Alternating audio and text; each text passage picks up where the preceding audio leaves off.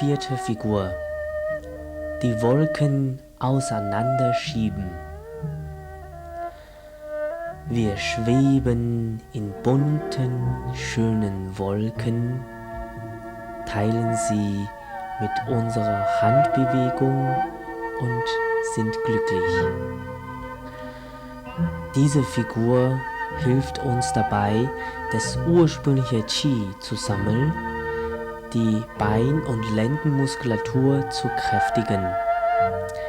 Sie hilft bei Herzerkrankungen, Asthma sowie Entzündungen und Beschwerden der Schultergelenke.